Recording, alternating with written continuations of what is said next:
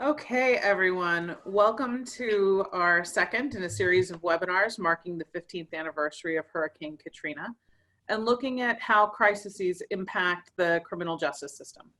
This webinar will look at public defense reform from Crises.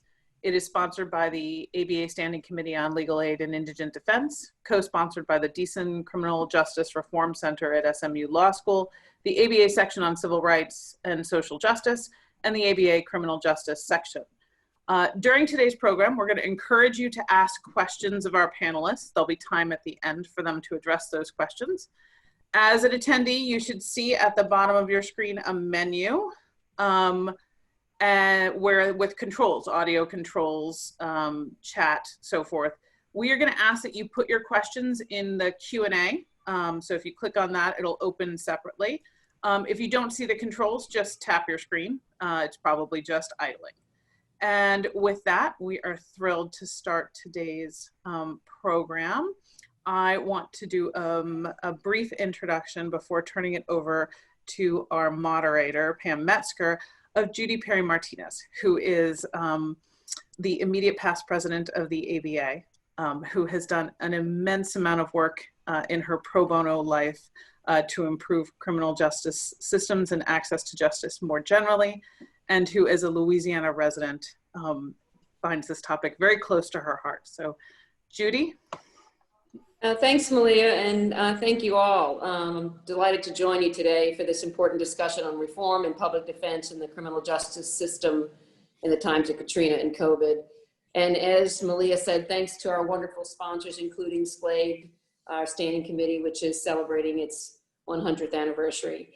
This year marks the association, the American Bar Association's a century of support of legal aid, civil and criminal defense. And in 1920, the country's top lawyers, including Charles Evan Hughes, a statesman and lawyer and Supreme Court justice who would later serve as ABA president, engineered the ABA's endorsement of legal services for all and the creation of the association's Standing Committee on Legal Aid and Indigent Defense. And to this day, that committee leads our profession on equal access to justice issues.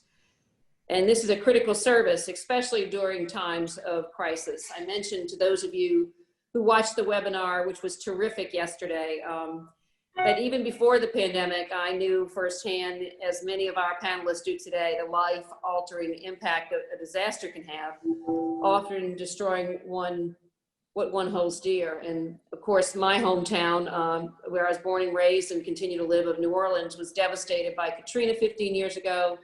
And I've watched, as all of us have, as countless hurricanes and floods and tornadoes and fires have impacted so many across our nation, and those as they enter the criminal justice system.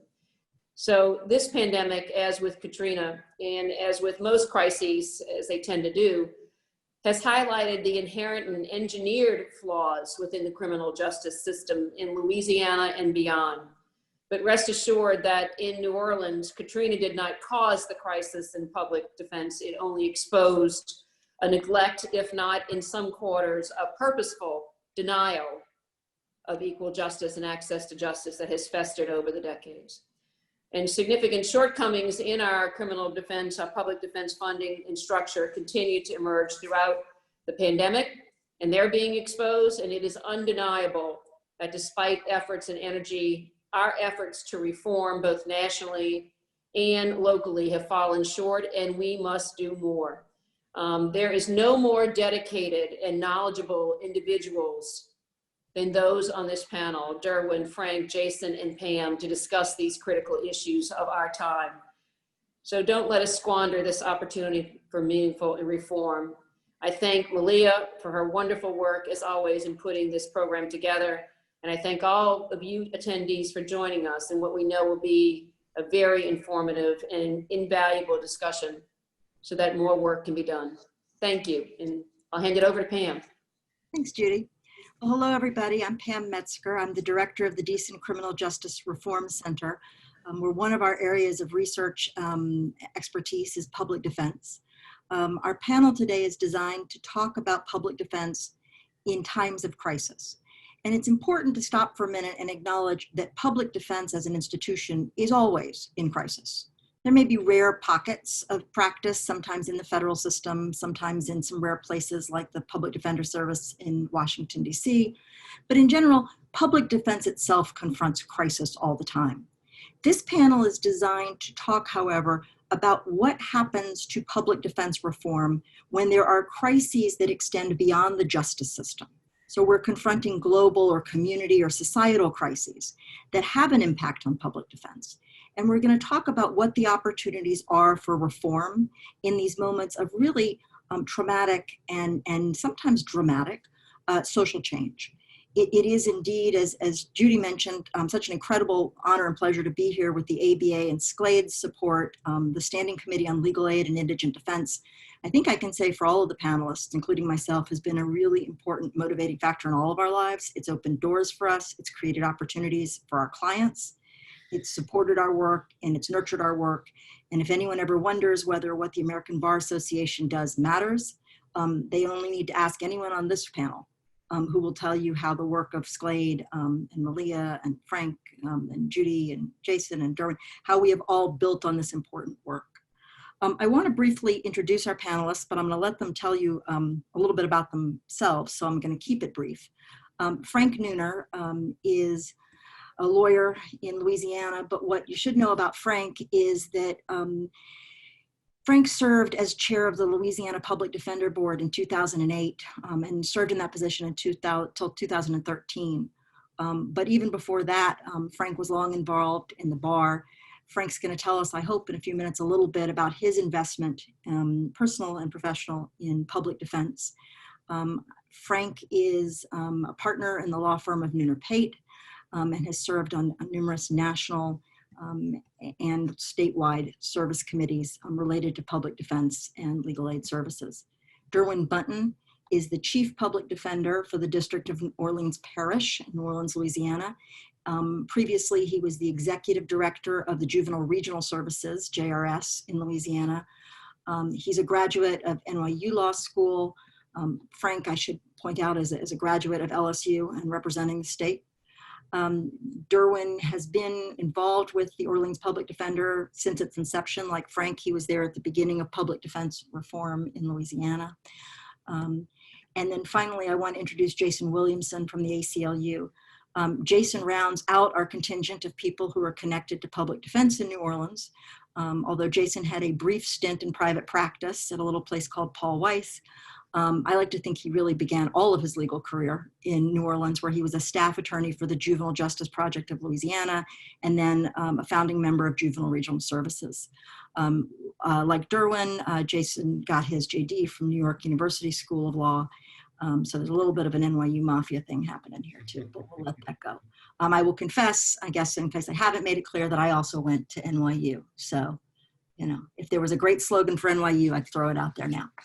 So I'm going to ask each of you just briefly to tell the audience here a little bit about your involvement with public defense when it is driven by crisis. So in other words, what's your connection to this topic and reform driven by crisis? And Frank, I'm going to start with you. I'm going to give you guys each 5 minutes. And Frank, I may give you an extra 30 seconds to tell our audience a little bit about the very special background behind you.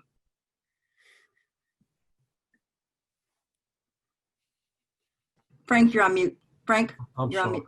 Sorry. That's okay. You're muted again. You're muted again, my friend. Now you're good. Now we're good. Okay.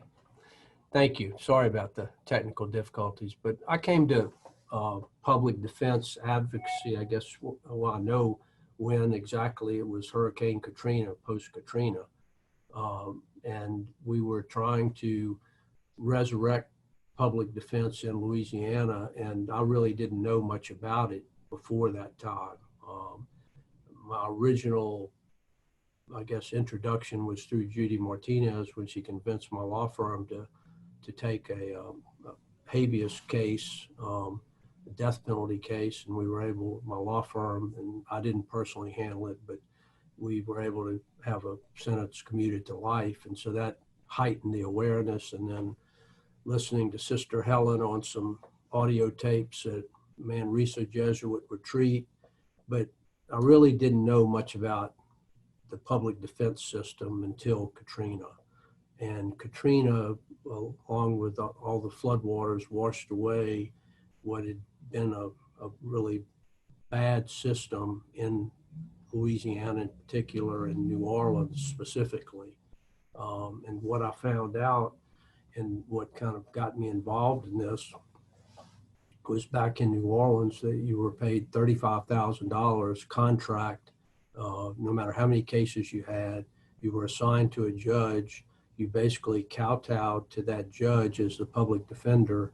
And if the judge liked you, in fact, one judge got in trouble because he liked his public defender so much, he paid him a bonus because he did such a good job moving the cases. And that particular judge, I think, prided himself on trying more cases and trying a, murder case, a capital case in a day, and things that, just shouldn't, in my view, happen.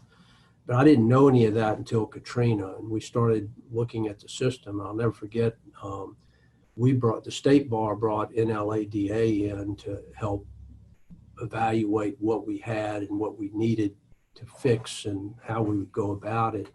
And our Louisiana Supreme Court, through Justice Kimball at the time, brought in the BJA. And I'll never forget going to Tulane and Broad, the flooded courthouse that was not open, and it was in the spring of 2006. And I had 3 people from BJA there who were observing, and they wanted to see where the public defender's office was. And of course, the courthouse was closed and was still under lockdown. The basement had flooded. And we went to the little office, and there was several cubicles, two telephones, no file cabinets, 1 computer. And I said, and the gentleman who was a public defender at the time, chief public defender for Orleans at the time, I said, well, Tilden, would you show them your filing cabinet? Where are your files? So we don't have files. We just use the DA's files. How many cases do you have? They couldn't tell us. And out of that, we eventually created OPD. I say we, there were many people involved. I wasn't the primary person because while we were focused on New Orleans at that time, I became more involved in a statewide effort at reform. But, there were many volunteers, and I forgot the name of the Yale, Sullivan, what was his name, Pam? Sullivan. Yeah, right.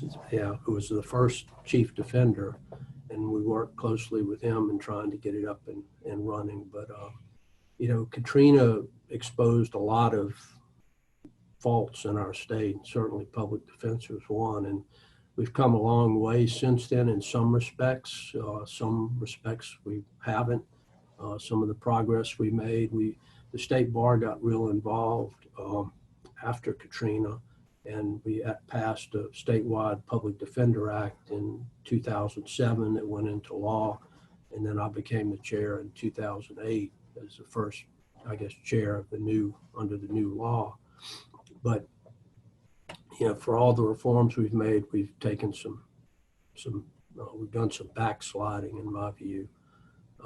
And, sure Derwyn can espouse on that because he wasn't there at the very beginning, but he was there mighty damn early. And Derwyn and I when I was state chair, we knocked heads from time to time, but Derwyn's heart and his head were always in the right place. And he's done a great job with OPD, and especially raising the awareness in New Orleans, and the local funding that he's gotten is just incredible compared to the rest of the state.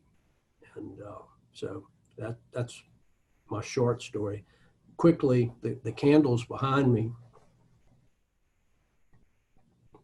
excuse me, each candle represents 1 year for an innocent person who was exonerated by the Innocence Project. There's 873 candles for 36 individuals that the Innocence Project of New Orleans, IPNO, has freed in the 19 years of its existence.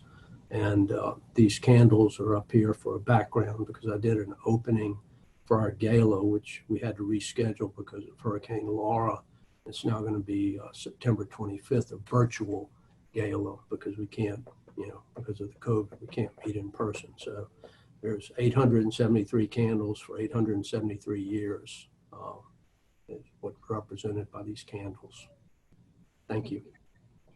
I'm gonna hand it off to Derwyn, but for those of you who are thinking there's something personal going on here, I would guess say that we all lived and worked pretty closely together after Katrina. One of the challenges we have as a group is keeping our eye on the ball, but at the same time, I think it's important to stress that these reforms do not happen without people connecting across a variety of lines. And one of the things that I've always been so moved by about Frank is that this was not his cause or his calling. And he saw what was happening, and he said, I'm going to change it. And stayed with it and stuck with us in a way that I could never have imagined was possible. And with that, I'm going to hand it off to Derwyn and ask him the same question. Can you tell us a little bit about your involvement with crisis-driven public defense reform? And I guess here we really are talking both about the inception of OPD, so back at the beginning of our board, but and as well, kind of what that looks like when other crises emerge, including what you're seeing with COVID.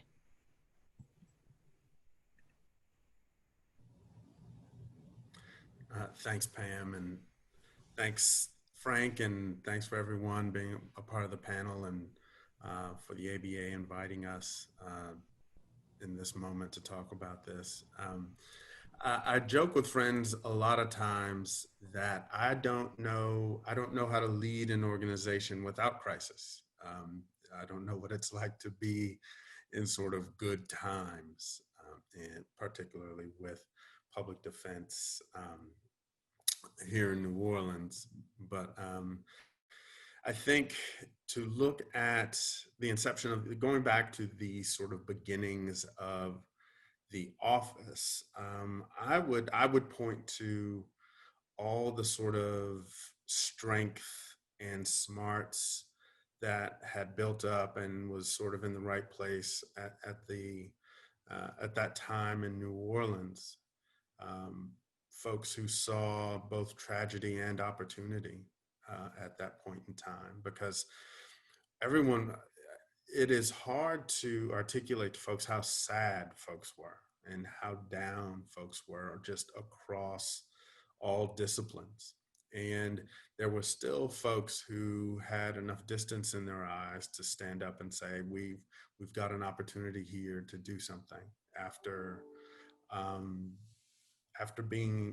having our entire system laid bare by the storm. I think it was tough to imagine anything getting better. In fact, there were a lot of friends and colleagues who couldn't imagine things getting better and left our city and never came back. And we were around and decided there's something we can do about this. And there were a lot of us who had been working for years on public defense reform in New Orleans in particular, and Louisiana broadly. Pam was one of those folks. I was one of those folks. Jason was with us at the Juvenile Justice Project of Louisiana, looking at representation for children. And we were in this moment where this storm had done what a lot of our advocacy couldn't do. And that was really cripple the system and really embarrass decision makers when it came to what our system looked like. And so when the storm hit and we didn't know where files were, we didn't know where clients were, nobody had lawyers, a system built on user pay didn't have traffic tickets to fund it anymore. It was kind of a mess. And we had some folks step in, like Judge Calvin Johnson, who reconfigured that board, the old local board. This is before the reform Frank helped spearhead at the state level. We were governed by these local boards, and we had leadership on the bench at the right time, which was Calvin, who talked the old board into stepping aside and creating a reform board. And that reform board had me on it, had Pam on it. It had some preeminent private law firm lawyers on it, Kim Boyle, Phil Whitman, Dane was our resident ethicist, Dane Cialino. We set about the work of reimagining public defense. And we got Professor Sullivan in there. And then hilarity ensued is what really happened, because the thing about tragedy on that scale is folks just want back what they lost.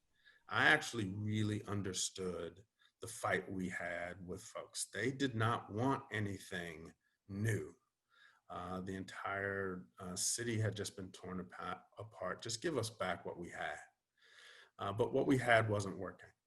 And so we had to fight to plant something new. So judges were holding us in contempt. Lawyers were getting thrown out of courtrooms. And funding was incredibly scarce. Work was incredibly hard. And we just kept steering into this second storm of opposition to reform, and we were able to to have it take root.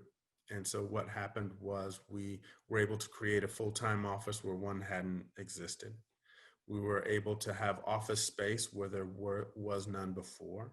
One of the great stories I love to tell our young lawyers is how there was a very friendly rat in the old space in the courthouse, and it would curl up next to the computer tower, because the computer tower was warm. It was the only computer in the office at that point.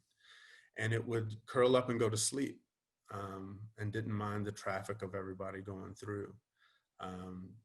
But we were able to get office space. Our lawyers had offices. Clients could call their lawyer. They could come to their lawyer's office across the street from the courthouse. And we were an independent office. We could represent our clients. We did not have to kowtow to the court.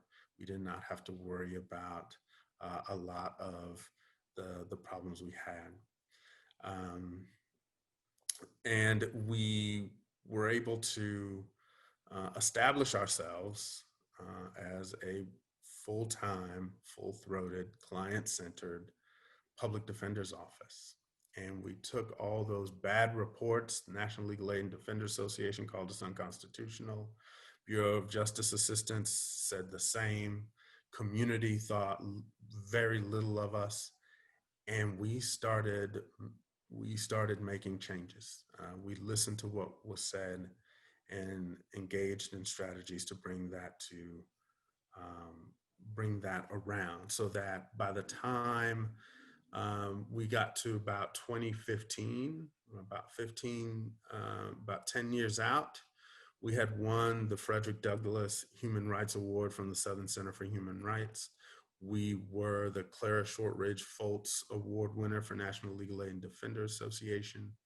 We had earned recognition from Innocence Project New Orleans, Worker Center for Racial Justice, and we had taken up positions of leadership within our profession, not just around the state, but around the country. So for me, it's a story of when folks are true, when you get that group of folks who have been conditioned already through the fight, and they are poised to take advantage, you can make changes where people tell you all the time, there's no way you're going to be able to do it, and we did it. That is true.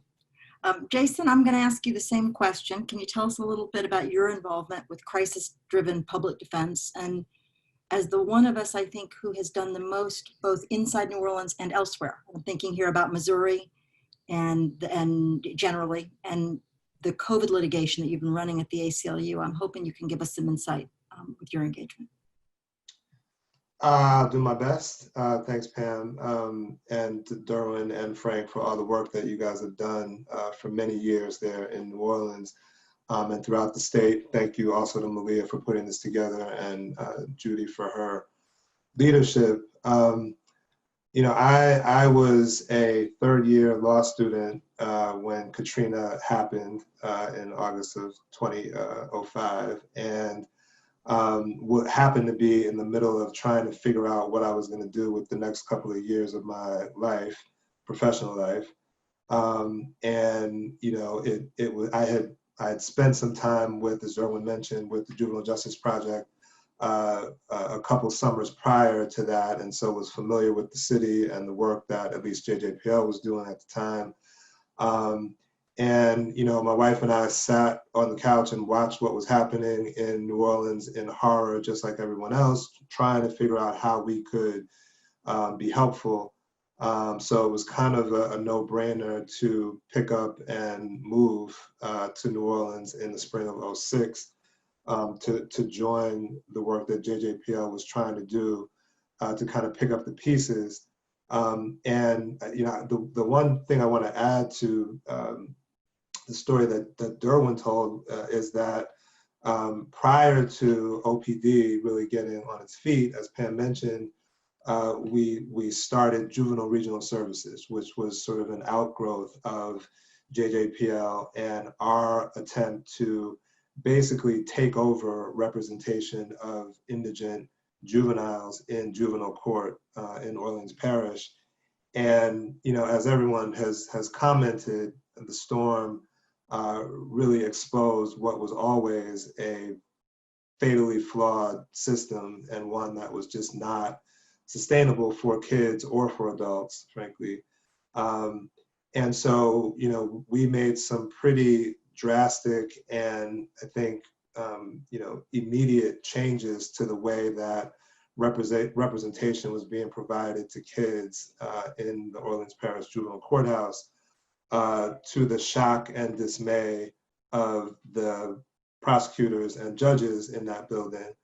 And I think, you know, just for me, it was an encouraging step towards ultimately the opening of OPD and creating a larger system in New Orleans to serve criminal defendants, because it demonstrated to me that when you have a staff of dedicated attorneys who are committed to their clients and have the resources they need to fight for their clients in the way that they like to, you can make a big difference. I want to say, at least within the first like 3 or 4 months, our success rate at trial in juvenile court was like 98%, because all of a sudden we're calling witnesses, we're actually taking things to trial, having hearings and so on. And I think it just really demonstrated the power of a well-funded and well-supervised public defender office, if only on a smaller scale in juvenile court at the time. So it was inspiring to me as a young lawyer and someone who really went to law school hoping to become a public defender, but not fully understanding what that meant and what the challenges might be, whether that's in Louisiana or elsewhere. I think, like a lot of former public defenders, that experience also drove me into impact litigation, feeling desperate to do something about, you know, the systemic problems underlying all of this, as opposed to being on the front line and representing individual clients, both of which are necessary and are, you know, great work and work that, you know, I have such great respect for public defenders generally, partly because of the mantle that they've taken up and the people that they're representing, but also because of these structural deficiencies that they are constantly pushing up against. And again, this is not to pick on Louisiana, this is happening sadly in, I think, just about every state in the union. So when I got to the ACLU and joined several other former public defenders who were committed to trying to bring about large-scale public defense reform around the country, you know, it felt like a natural progression in terms of my own work and trying to figure out ways.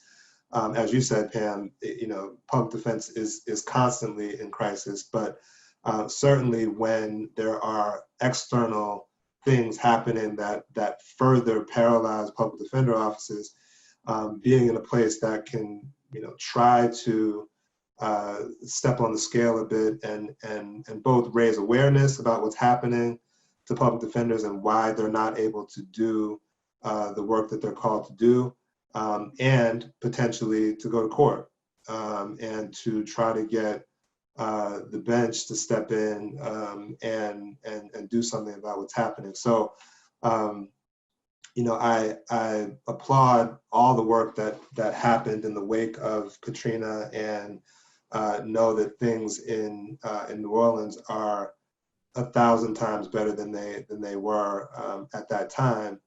I think it's telling, of course, that when the pandemic hit, we started to have to ask a lot of the same questions, which is to say, what happens when you have a global pandemic that makes it difficult to collect traffic tickets and to collect court fees because court is closed, right? And so again, despite all of the strides that have been made, I think this most recent ongoing disaster, has again highlighted the fact that there's still work to do in New Orleans and anywhere where the public defense system is not on stable ground with respect to its funding and support.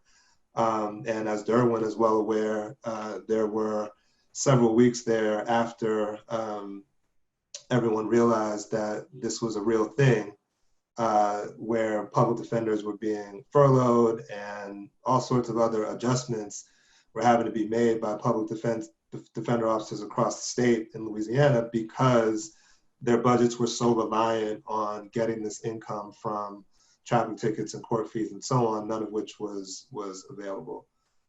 In Missouri, we have an ongoing case challenging the use of waiting lists in that state, which is to say, the Public Defender's Office in Missouri, recognizing that it does not have the capacity to handle all of the cases that are on its plate, started several years ago placing people on a waiting list. Again, something that I know Derwyn is familiar with in New Orleans, but sort of throwing up their hands and saying, we have no choice because either we're going to violate various ethical rules as attorneys, trying to represent more people than we actually can, or we're going to have to put people on waiting lists, and as soon as we have the capacity to take their case, we will. And so, there are a ton of people in jail, in pretrial detention, when the pandemic hit, and that, for obvious reasons, has not only complicated our case, but added a sense of urgency, I think, to us and hopefully to the court to get it resolved, because our focus is really on how all of this, whether it's Katrina, COVID, or anything in between, how all of this is affecting not just the public defender system, but the people that public defenders are tasked with representing. So our hope is that our efforts can stem the tide and make sure that indigent defendants have what they need, even in, or especially in, times of crisis. So let me follow up on that and just try and tease out a couple of things. First, for anyone in our audience who may not have known quite as much about fines and fees, what Jason's referring to is the practice of using fines and fees collected from defendants, the vast majority of whom are poor enough to require a public defender, to fund and sustain the criminal justice system. That's the primary funding mechanism in many, many communities. Louisiana is one of the greatest offenders. And as Jason was describing, that has historically been a reason for criminal justice systems to close, not just in Katrina, but at other moments. One consistent theme I heard from the three of you is that kind of these major crises, Katrina, COVID, lay bare the constant crisis of public defense, right? That it's a way of escalating or highlighting something that was there, but maybe a little bit quieter, right? Or maybe only known to insiders. Do crises offer us different ways to go, these big global crises, different ways to think about public defense reform? So for example, Jason, what are kind of the most common, I'm going to call them ordinary ways that we move the ball forward on public defense reform? And what opportunities arise in the midst of these terrible national tragedies or natural disasters? So, I mean, so first of all, just starting from your last question, I mean, I think what's underlying everything that Derwyn and Frank talked about is that it's unlikely that we would have had the kind of transformation that we had in the public defense system in Louisiana or in New Orleans specifically, had Katrina not happened. I don't think anybody would sign up for another Katrina, but I do think that it made it very difficult for people to run from the problem. And created an opportunity to build an institution that should have been in place before. And it's not clear to me that that would have happened otherwise. I'd like to think that our sort of more commonplace efforts to move the needle are effective. Depends on the day, you ask me, but generally speaking, the ACLU, at least the legal department at the ACLU, is a litigation shop. So one of the tools that we've been using for the last 20 years or so are these large kind of statewide litigations that really try to pinpoint all of the various deficiencies within the system. And make the argument that all of this adds up to a system that is incapable of providing constitutionally sufficient representation to every single indigent defendant in the jurisdiction. And while that seems relatively straightforward, maybe it doesn't, it certainly is not in practice. And those cases, we've filed those sorts of statewide actions in Idaho, in Missouri, I mentioned, in Michigan, in New York, various places around the country, and I think to varying degrees of success. But I don't think there's any question that without the litigation, the progress that has been made in a place like Idaho, for example, where we filed in 2015. That has completely transformed its system since then, all under the sort of specter of this litigation as we move forward. And that case is still going on. And so I'm grateful that even though we haven't gotten a definitive ruling in the case, the state has decided that it is a priority. And even if it's only in an effort to moot our lawsuit, they've made some pretty significant changes. I think, in addition to that, all of our litigation necessarily is coupled with some kind of advocacy on the ground, whether that's lobbying, formal lobbying, but lobbying at the State House, or public education efforts to try to bring the public along to understand why they should care about this, even if they don't have a friend or relative who's wrapped up in the system. And that's important because ultimately, this is all about funding and resources. And since we can't walk into court and ask the judge to give the public defender's office a bunch of cash and are instead kind of limited to pointing out the constitutional violations that are happening, it's important that we have public support and public pressure to give legislators and other stakeholders some kind of motivation to do something about this, because otherwise, poor people who've been accused of a crime are not the most popular group of folks. So you're not going to see people in the street protesting on their behalf, by and large. COVID changed that though, because your work is different right now because of COVID. You're going more 24/7 than you ever did, right? But how is the COVID advocacy and the fact that, for example, that's a crisis everybody's facing, different than the public defense advocacy in what I'm going to call ordinary, in scare quotes there, ordinary kinds of times? Yeah, it's complicated because in some ways, public defenders are obviously at an even greater disadvantage, particularly those that didn't have the capacity to begin with. And now you've got a bunch of public defenders who may not be working at all, and those who are having to do so under very challenging circumstances, even if they did have the support and the resources that they needed. So there's that argument that can be amplified, and everyone, as you said, because everyone is experiencing it, it may be a little easier for people to understand. On the flip side, we have, probably not surprisingly, heard from prosecutors, well, we're living through the pandemic too. So what about us? It's not just the public defenders that are suffering from this. We all need relief from this and so on. So, you know, and on some level, I guess that's true. But it also kind of takes a bit of the focus away from how far behind the 8 ball the public defenders were to begin with. So it's been complicated, and, you know, we've had to rely quite a bit on public defenders to identify potential clients who are in pretrial detention but are vulnerable to becoming sick.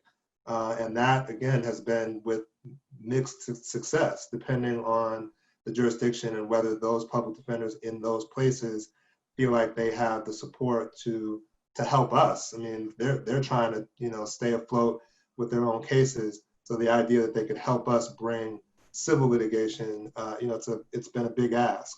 But in places where they've been helpful, it's made a huge difference. Okay.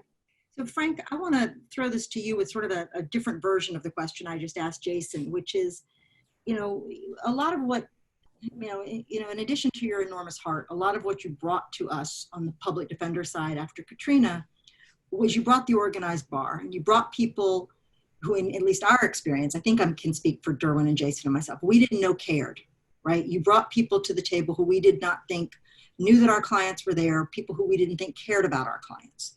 And somehow you brought them to the table, and I don't know what you did, that's what I want to know, but you opened their hearts and you made them care. And so I'm really curious what your thoughts are about how kind of the organized bar that is at a distance from the lives of poor people, and particularly the lives of poor people charged with crimes, how do they get engaged? And is that because of a crisis, or is it because of stories, or does it take someone like you to bring them along? What's the secret sauce there? Well, there was a saying during Katrina, don't let any good crisis go to waste. So crisis certainly helps. And you know, like Jason said, I wouldn't want to revisit Katrina. We're going through a mini Katrina in Lake Charles right now, 70 miles to the east, which was devastated with the roof blown off the federal courthouse. The Court of Appeals is closed indefinitely. The courthouse is closed.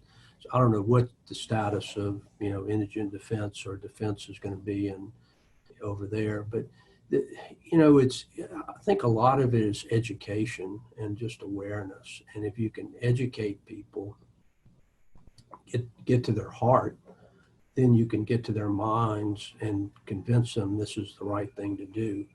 You know, it's not easy. You know, I'm not actively involved in all aspects of the state bar any longer. I'm more involved with the ABA.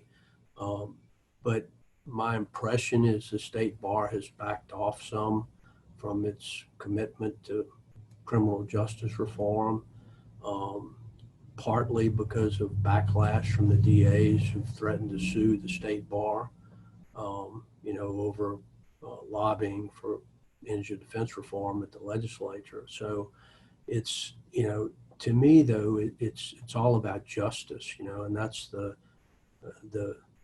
single one-word motto of the Innocence Project of New Orleans, IPNO, is justice. And when you really boil it down and look at it, we all became lawyers not to necessarily work on Wall Street, although there are some of those that get to do that. But even, you know, in my experience, even the really big firms are big on pro bono activities, civil and criminal. And I think it's education. It's just an awareness. I grew up in a white middle-class background. I didn't know any lawyers. The only, you know, none of my friends' parents were lawyers. You know, none of my parents' friends were lawyers. And that's how a lot of us grew up in the 60s and 70s. It's not really the case now. Everybody knows lawyers. But I think it's the education is the key. You know, if we can bring this, and unfortunately, crises educate people.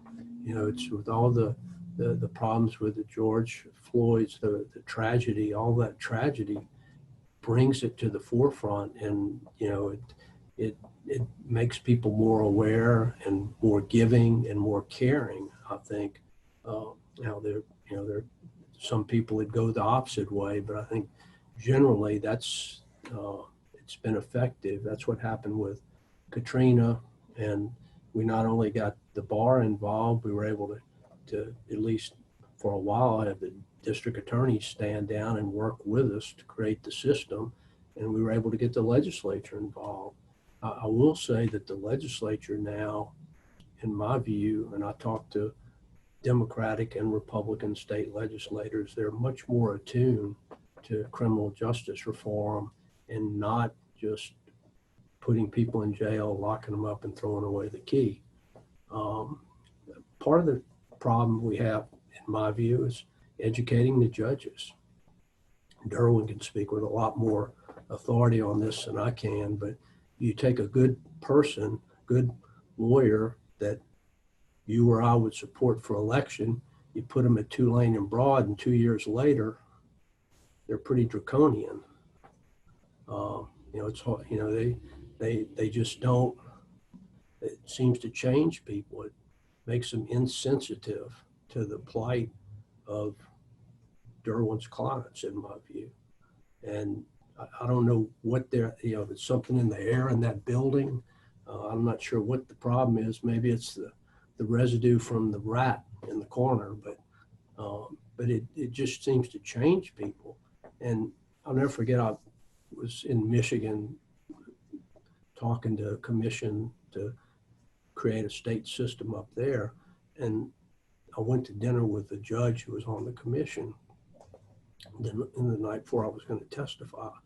And he was talking about his system. And he ran a court system where he appointed all the public defenders. And he was telling me how great it worked. And he said, yeah, every year around Christmas time, we get together and have dinner, and I ask them how things are going, and it's always great. He said, Judge, you think they're going to tell you you're an ogre or that you're not running things right? I mean, come on. And it was like a light bulb went off for him.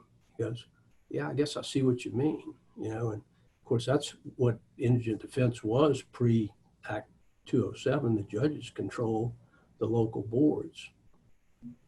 I have lots of friends who are judges, and most of them, all they want is a lawyer to be next to the defendant to make sure his rights are, quote, protected, but they don't really, insist that that lawyer interview witnesses, meet with their client.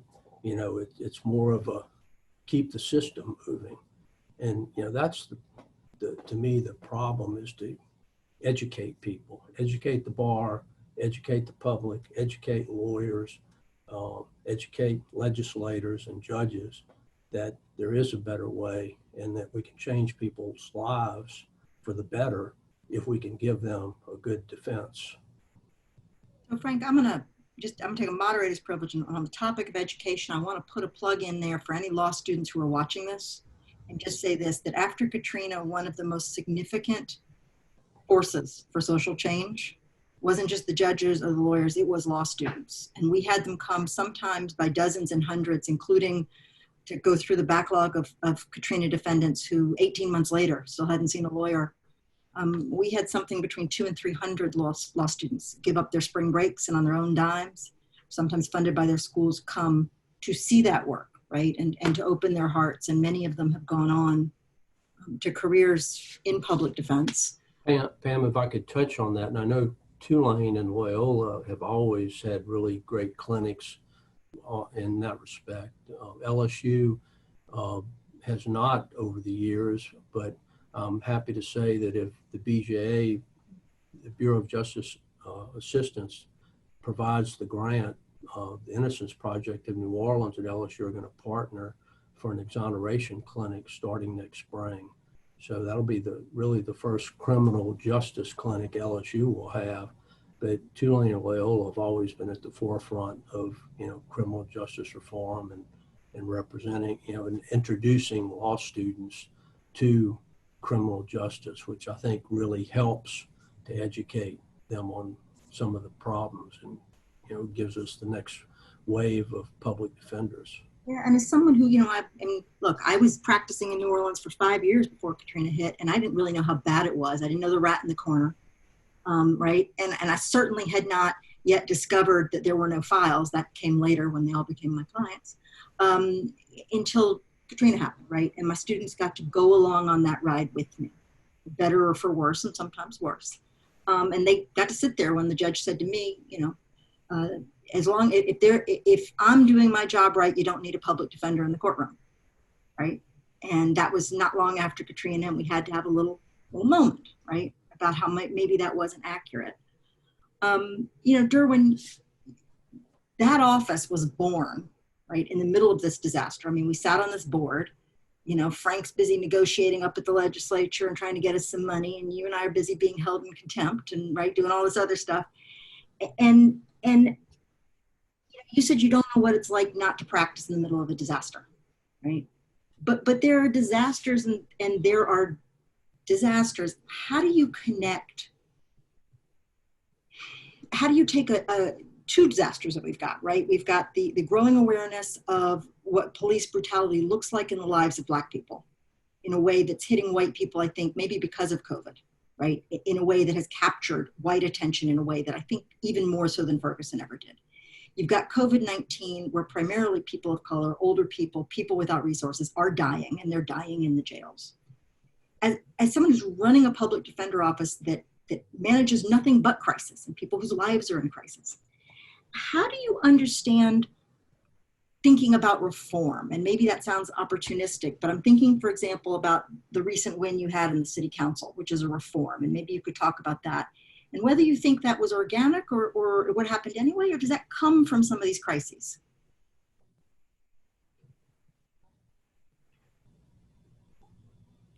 No, I think it goes back, honestly, it goes back to what Frank said. Never let a good crisis go to waste. The pandemic hit, and we've never been busier as an office. It was me huddling up my team. I'm like, all right, we're going to be in this for a minute. This is serious. What can we do? What can we do for our community? What can we do for our clients? What are some of the opportunities we have in this moment that maybe we wouldn't have had otherwise? And so the first thing that came to mind for us, and this is how we think about these moments, first thing that came to mind for us was the jail. We've focused a lot of change at the jail, trying to get the population down, trying to get the treatment of folks inside to be better. And so we really focused on the jail as a way of really talking about reform while at the same time doing our part in the pandemic. Because what we knew from everything that was being reported was that the virus was going to act inside a jail much the way it acts inside a nursing home. It was going to spread fast, and folks who were vulnerable were going to be in life-threatening situations very quickly. And for our clients, we know our clients suffer, we think, disproportionately from a lot of the vulnerabilities that make this disease more deadly. High blood pressure, diabetes, folks who are overweight. Unfortunately, that's a lot of our clients. And so we wanted to get that jail population as small as possible and began litigating and advocating to get folks out because, one, we didn't want the jail to act as a community super spreader, but we also didn't want our clients to get sick, to die. We didn't want an arrest to be a potential death sentence. And today the jail is the lowest it's been, I think, in 4 decades, the jail population. And then we're like, okay, so that's working. What else? Let's talk about reforming our police, how they arrest, how they detain, how they interact with our community. And this came out of COVID. It also came out of what we were seeing people ask for in our community when it came to racial justice, how Black folks are treated in our communities and in our streets. And we wanted to figure out, how do we sort of control a little bit the interaction between police and people? And so we began advocating for fewer arrests, more use of summons, and now have in city council pending a new summons ordinance that would even further restrict police ability to arrest and detain people. And so we began doing that, and arrests started to go down, and arrests have remained down. As we're doing that, we're like, all right, you know, time for a heat check, right? So now let's see, this is a time when folks are asking for parity, folks are asking for justice. And this was really a test to our connection to our community and how much people really did care about fairness and equity. So we partnered with City Council, spearheaded by Jason Williams, to propose a parity ordinance. And what this ordinance called for is whatever appropriation that's given to the district attorney, our office gets 85% of the same, because we handle 85% of the cases that go through that court. And I can tell you, as recently as a year ago, folks were like, that's just kind of ridiculous. Don't ask for that. It's not going to happen. But in this moment where you're talking about equity, you're talking about parity, you're talking about unrest and demonstrations. We had a demonstration where shots rang out. It was in front of City Hall. Shots rang out across Duncan Plaza, for those who are familiar. And so the crowd swiftly moves across Duncan Plaza, and NOPD is already there, and they've got someone in the car. And word is they're just a witness. They're not a suspect. And the crowd circles the car, circles the NOPD police car. And word gets to the crowd, that, it's a witness. They're yelling at the police to let them go. And in that moment, to show you how far we've come, leaders in the protest started yelling, "We need a public defender. We need a public defender." And of course, we're out there. So one of our defenders steps forward, talks with the police, educates the police officer on what probable cause is, and says, this person doesn't have to take a ride with you.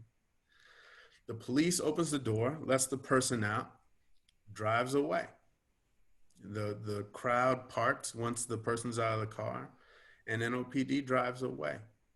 We have parlayed that connection to our community to a parity ordinance, which passed not with a bunch of debate, but unanimously on their consent calendar. We didn't even have to fight about it in front of the full council. And it was a real testament to the moment, because we're in this space where, are they really going to stand up and say, we don't want things to be more fair in our system? And we were going to make them do that if they were going to fight about it. And it turned into a victory for us. And so I think the way to look at some of these things is that they really do make naked all your problems.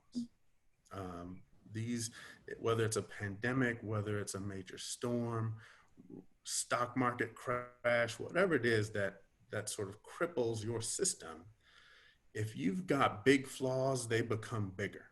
They become really naked in these moments, and you need to stay clear and steady in trying to take advantage and make real change for your community in these moments. I want to just repeat something you said, because I'm so struck by it.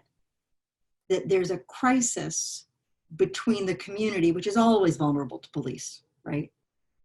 And that they called out and said, is there a public defender? And that's such an extraordinary testament to, and maybe it's, I don't know, maybe for me and Frank and Jason, who knew what used to be there, right? It means a little more, but I do think it's this enormous testament to the heroic role that public defenders play in their clients' lives, but also to the role they can play in the broader criminal justice reform conversation. Because in much the same way, so I guess as sort of as a side note, I'll say that it was the experience, I think, of all four of us that when you have this moment in Katrina, it took a very long time for the powers to be to bring public defenders to the table. There was a time, for example, when the Supreme Court was meeting monthly with all of the criminal justice actors, I don't know, we used to call them kumbayayas, right? And it took a very long time to get a public defender representative at the kumbayaya. And when I first started going, I remember it's like I was getting some special privilege, right? I was supposed to be really good and really appreciative that I was allowed to be at the table. And what you're describing in New Orleans is a system that through all these crises has said public defense belongs at the table, right? It's not separate than, it is essential to the system. And in the scenario you're describing, it is essential to constitutional enforcement. It's essential to enforcing the 4th and 5th Amendments of the Constitution. So I want to ask Jason, from the perspective of where he sits in thinking about impact litigation and looking at lots and lots of jurisdictions. We seem to have these two things happening. We have a public defense moving along, often on its own, right? Funding, this, that. And we have this much larger conversation about criminal justice reform. You know, right now with COVID and George Floyd, it's policing, it's corrections, right? We talk about reentry. But I think there's often a disconnect. I think that the criminal justice reform movement in many ways exists kind of in a parallel lane to public defense reform, and there's not always a clear connection. Can you talk about what that means, particularly at this particular crisis moment in our country? What does that look like?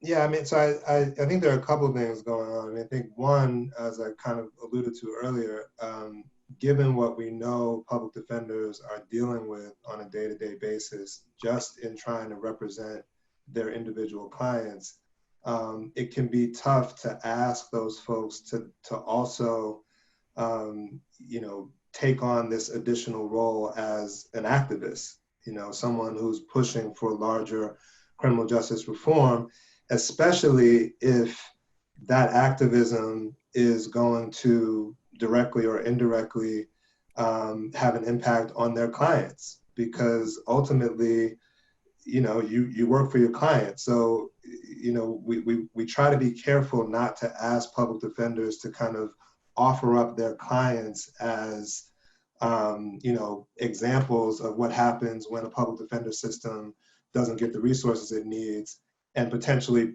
put them in some sort of jeopardy with, you know, with respect to their criminal case. So I just want to acknowledge that it's a very difficult dance for public defenders to do. And we get that and try not to ask too much of them. We certainly welcome the kind of involvement that Derwyn is talking about, because I agree. I mean, public defenders can play a critical role in raising awareness of what's happening, not just as it relates to public defense, but they're the ones who are seeing the folks who are getting beat down by the police and otherwise shafted by the system, and can really speak to the realities of what our clients are going through on a daily basis.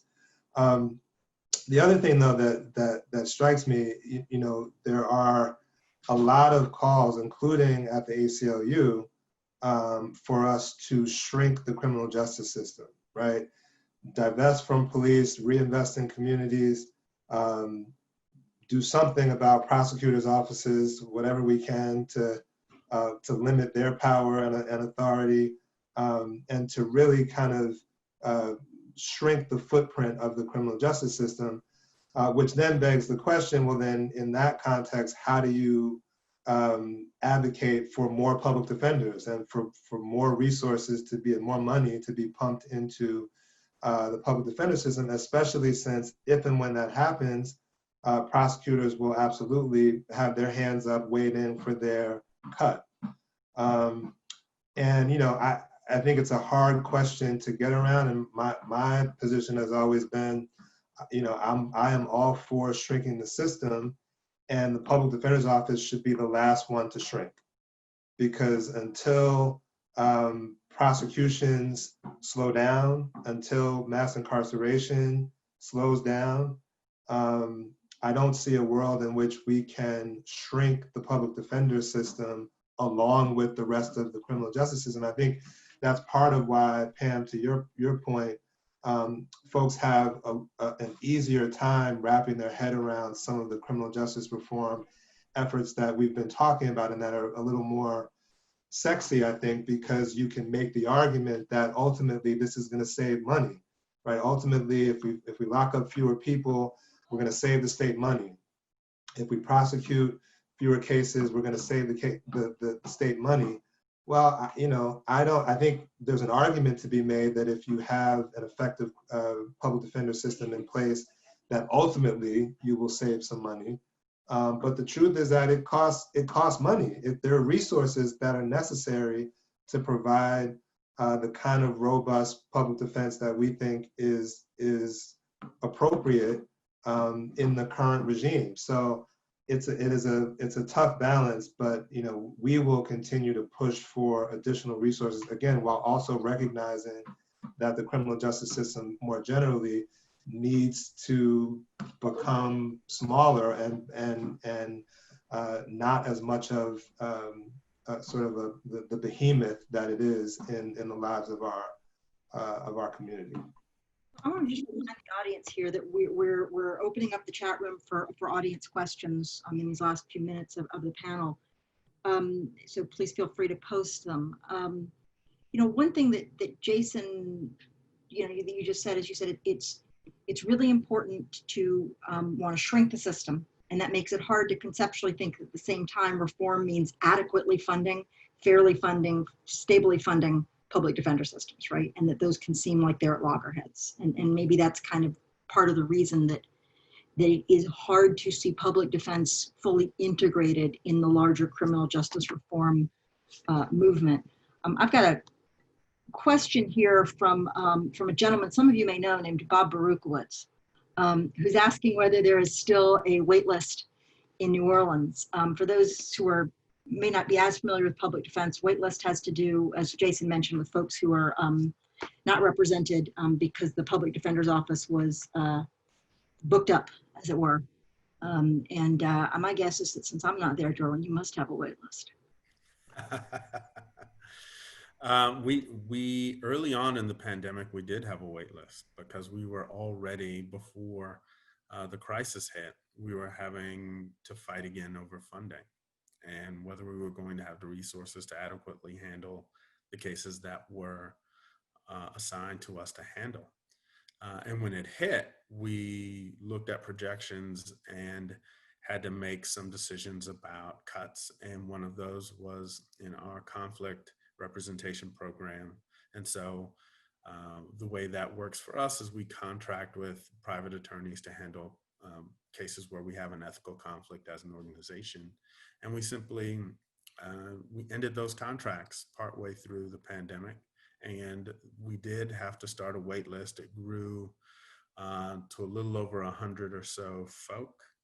And then we were able to get some emergency funding and bring some of those people off of the wait list. And no one in custody at this point is on the wait list. And I don't believe anyone out of custody is anymore either at this time. So there is no wait list right now, but that service restrictions and cuts are a constant threat in our system because we depend so heavily on user fees, fines, and costs that are levied against our clients. Right now, we're all right, but it is a constant battle.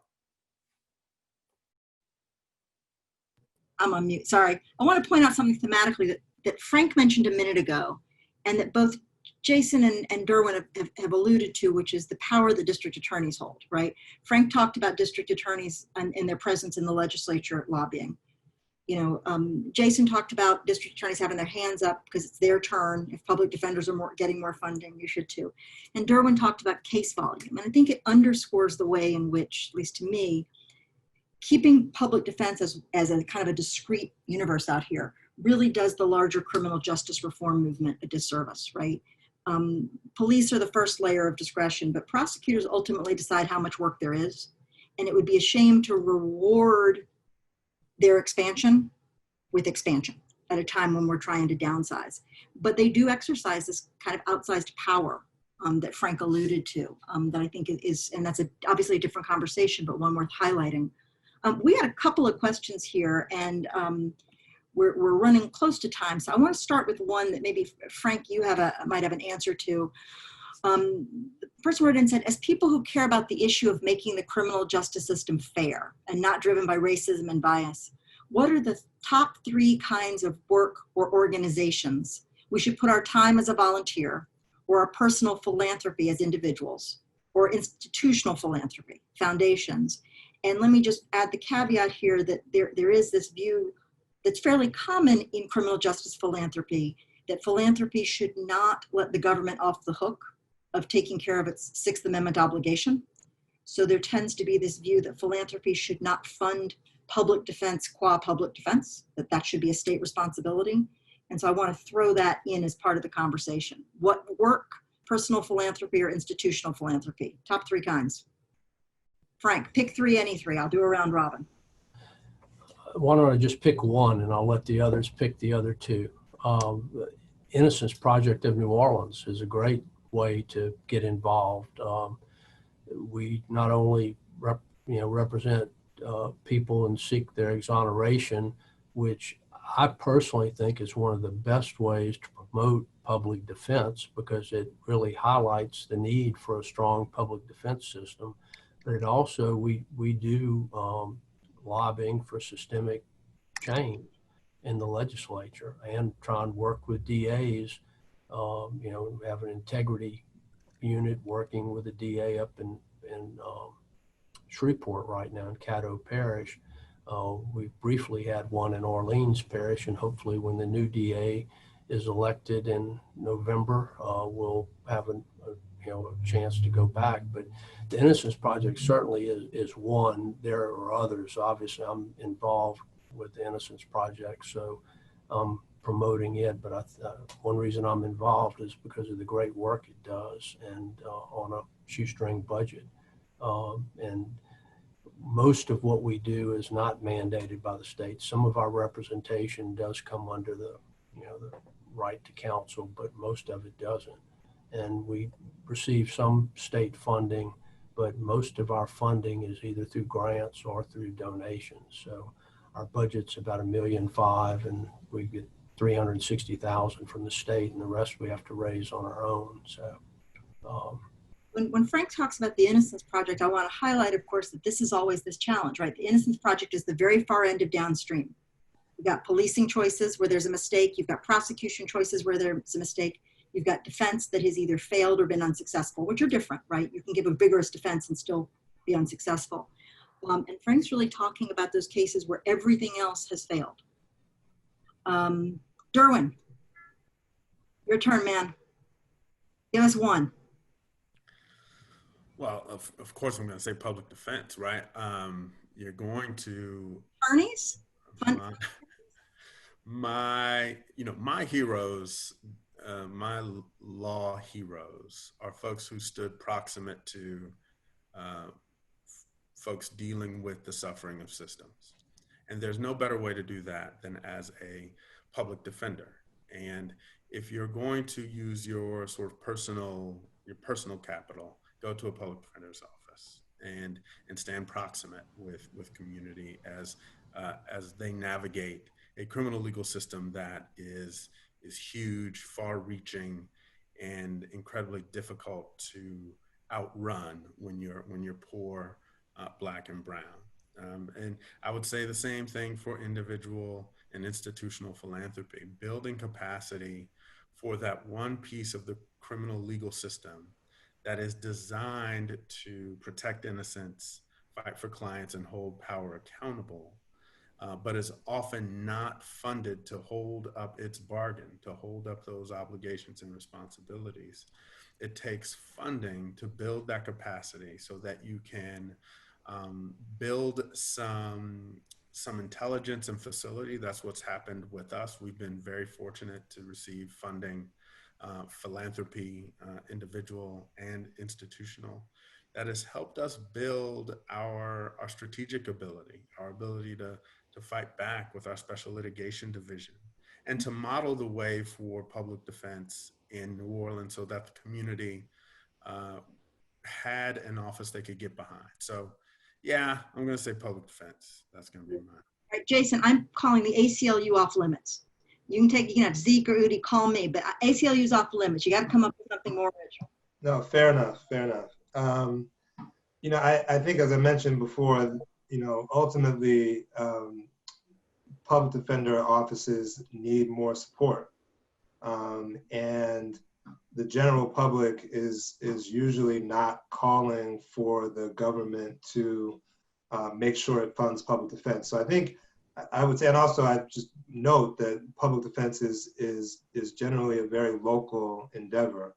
So to the extent that you have ties to a particular jurisdiction, whether that's a particular county or a particular state, where the problem is significant, doing anything that you can to call attention to that, to educating folks around you, and in particular, lifting it up for your local or state representatives who actually have the power of the purse to do something about it.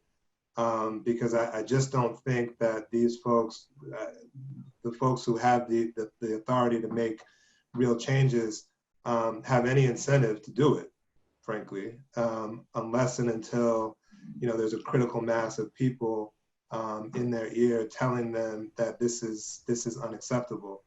I would also note that for people who have been engaged by or moved by a lot of the criminal justice reform that's already happened, or that is in the process of happening, bail reform, changes to our probation and parole system, the idea of mass incarceration generally as a problem, that a lot of those gains that we've made and changes that we've made to various parts of the criminal justice system can't be realized if you don't have a public defender, a well-resourced public defender in the room to actually make the arguments and to take advantage of the structural changes that have been made. So it's not enough to pass some bail reform statute if your public defender, if there's nobody to stand up next to indigent defendants and actually operationalize it. So for people who've contributed to those efforts, I'd say if you want those efforts to actually come to fruition, then you should also put some energy into helping public defenders get what they need to make that happen. And Pam, I also received a prompt from my good friend Judy Martinez that the ABA has recently started a racial justice and equity fund. So that's one place. The ABA certainly is a leader in racial justice and equity and criminal indigent defense reform, and they now have a fund that you could contribute to help support those efforts. Okay, and I'm going to make two other plugs here too.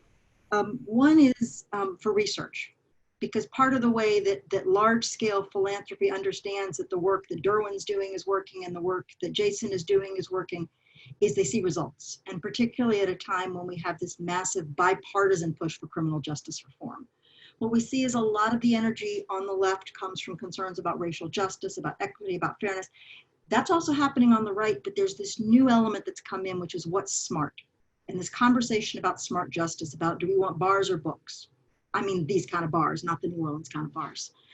Do we want to spend our money taking people to jail for peeing in public, right? And for smoking a joint? Or do we want to spend our money better?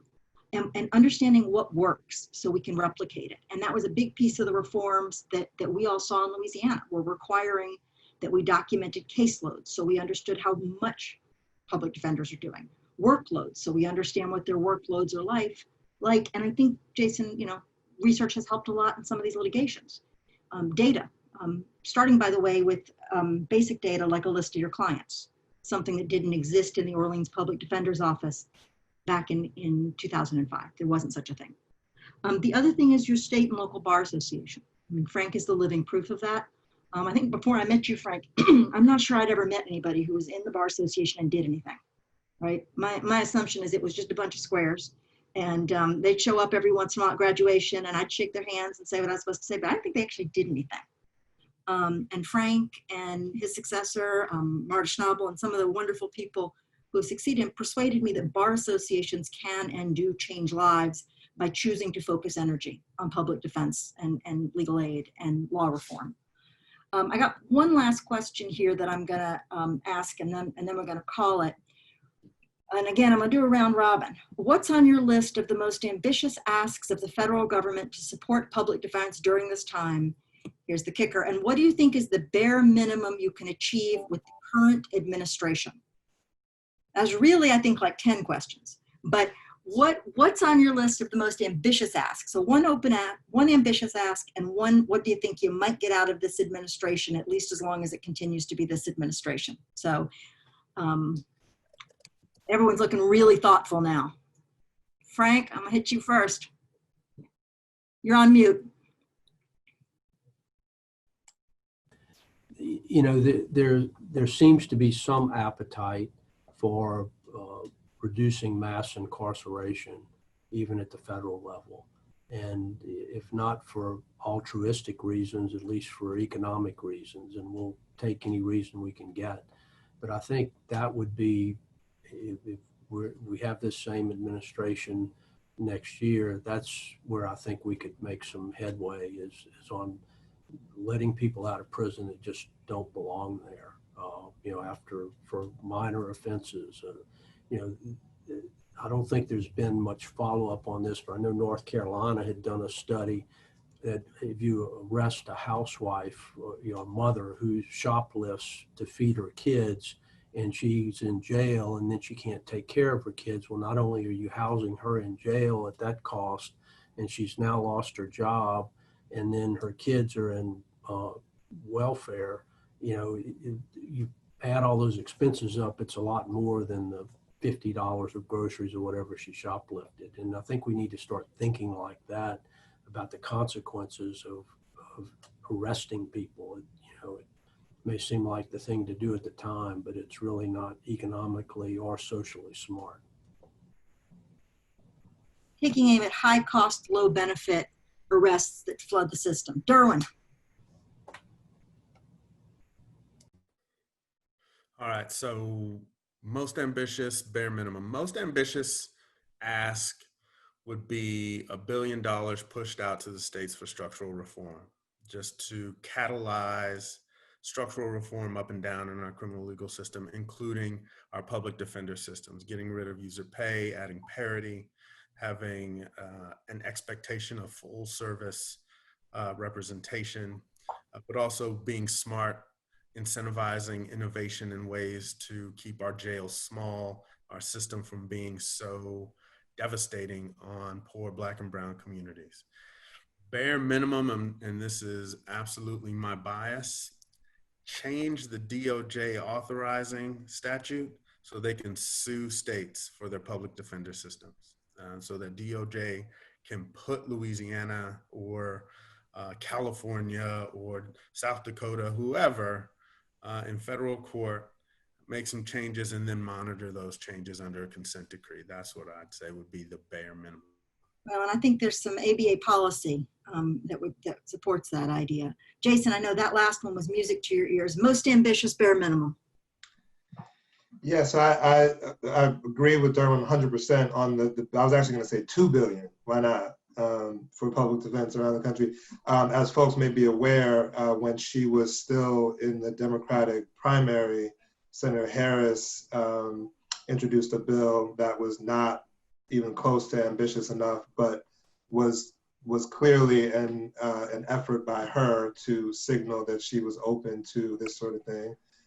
So I think particularly if that ticket wins this election, I think there may be some real opportunity there, even if much of it may be motivated by her own guilt around the work she did as a prosecutor up to this point. So yeah, a couple billion for states, and also just incentivizing states in the same way that that the federal government incentivizes states to do things around law enforcement. You know, that we should sweeten the deal for states to make these necessary changes if they want access to this money.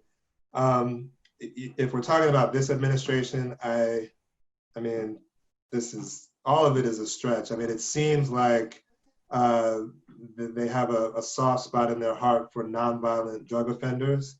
So maybe there's some sort of initiative that, which of course does not go far enough if we're talking about really transforming a system and making sure that public defenders have what they need to represent all of their clients. But to the extent that we would have to make some choices, maybe making the case that there are a bunch of folks who should be given a break, whether that means not getting locked up or otherwise given some advantage as they move through the process. But again, I think that's not likely. Well, I'm not going to you guys because I'll just go for 20 million, right? But 20 billion. I think 20 billion sounds right. But I do want to. I want to talk about a bare minimum, which kind of jives with something the ABA is talking about these days, which is what we call at my research center STAR communities, small tribal and rural communities. There is nowhere in this country where public defense is more challenged than in our small tribal and rural communities. It may be as challenged, but no place more. These are places that the Sixth Amendment Center calls non-systems. Frequently, there is no institutionalized public defender systems. Appointed counsel are handpicked by judges. They're paid starvation wages. Prosecutors are often on low bid contracts. They don't have criminal law expertise. They aren't offered opportunities for training.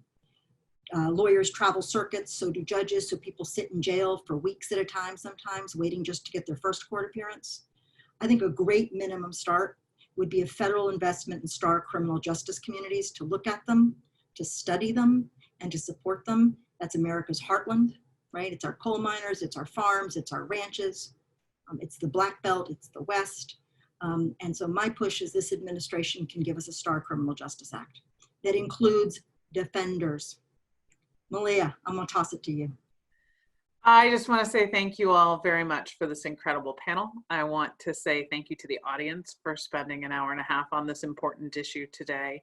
And to thank our co-sponsors for making it possible. This is such an important issue. The ABA continues to fight on all of these fronts. Pam mentioned our policy on amending the federal statute to allow the DOJ to get involved in these cases. We're actively pushing right now for funding in the next CARES Act or HEALS Act or whatever they're going to call it for both jail reduction and public defense support going forward. We are very, very proud of this work and grateful for all of your partnerships in it. And thank you for showcasing your efforts and marking this important anniversary with us today.